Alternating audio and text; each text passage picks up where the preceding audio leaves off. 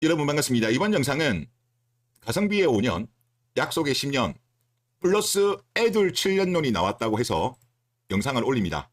지금 DC 실베에 올라와 있고요. 그리고 이 영상 같은 경우는 변호사분이 운영하시는 채널 영상을 참조하신 것 같고, 2명의 변호사가 나오시던데 한 분은 이혼 전문 변호사라고 나오더라고요. 그리고 하나의 사인을 말씀하시는데 보니까 참 어이가 없습니다. 일단 사인을 보면 남자의 직업은 의사였다고 합니다. 그리고 골프를 치러 갔다가 캐디를 하고 있는 이상형을 만났다라고 해요. 그러다가 하여튼 좀 만났는데 아이가 생긴 거예요. 혼전 임신.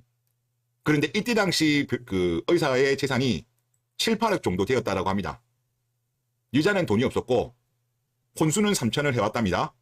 이 3천도 물론 의심이 많이 되죠. 마통일 가능성. 하여튼 이런 상태에서 결혼을 한 거예요.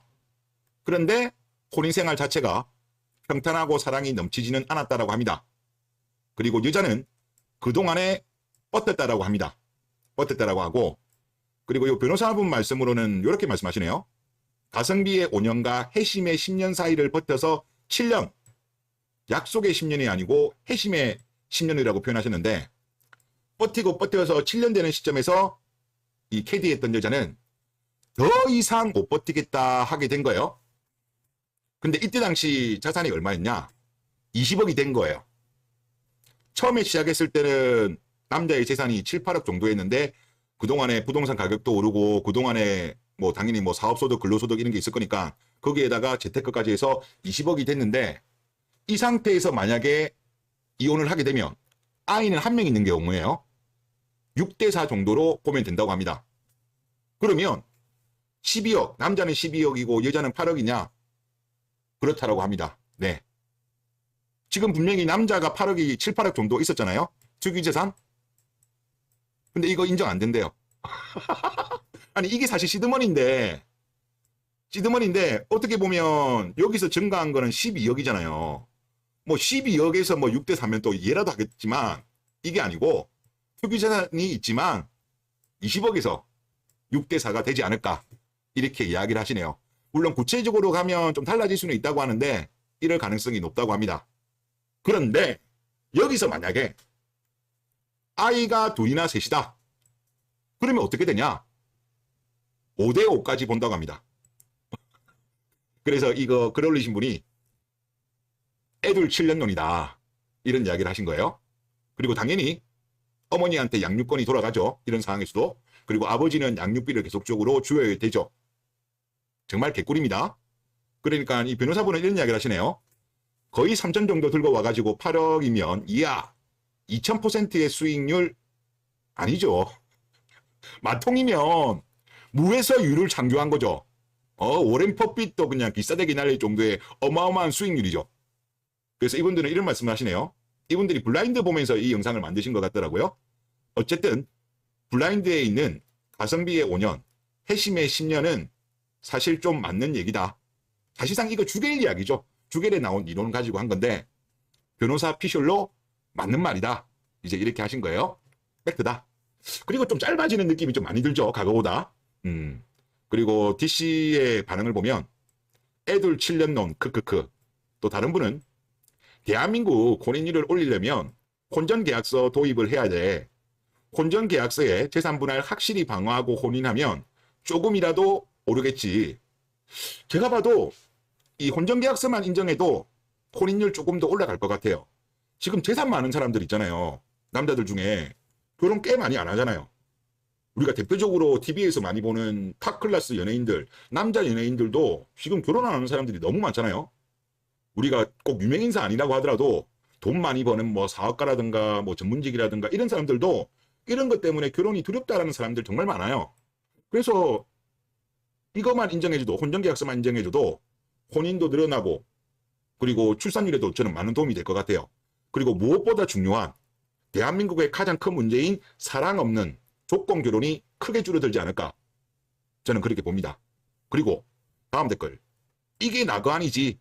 법전에는 특유재산 안 건든다 적혀있지만 판사는 지어대로 함. 맞죠?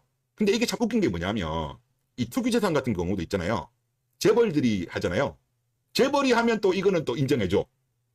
일반 서민들 뭐 전문직도 필요 없어. 거의 뭐 재벌 회장급 정도 아니면 특유재산 인정받기 쉽지 않습니다. 혼인기간이 길어지면 길어질수록. 하여튼 그렇고요. 그리고 여시 반응이 제가 궁금하더라고요. 재산 분할과 관련해가지고. 그래서 제가 찾아보니까 작년 8월 16일 날 재산 분할과 관련된 글이 하나 검색이 되더라고요. 아마 이 화면은 여러분들 많이 보셨을 거예요. 뭐 10년 이상이 되면 5대5로 재산 분할이 많이 된다. 그러면서 여기 사연자 이분 같은 경우는 나라 이름 표정을 짓는 그런 건데 아마 이 짤은 많이 보셨을 건데 이거의 여시 반응 댓글이 139개 달렸어요. 제가 139개는 다 받고 제가 몇 개만 좀 가져왔는데 10년도 길다. 5년으로 바꿔라. 또 밑에 10년도 기네? 뭔 10년이야. 5년으로 줄여. 또 밑에는 누가 칼 두고 결혼하라고 협박했냐? 크크크. 또 이런 것도 있었습니다. 보다 보니까 좀 재밌는 것 중에 하나가 반반 결혼은 좋고 반반 이혼은 실주. 이러니까 2, 3, 4, 5 이렇게 나옵니다.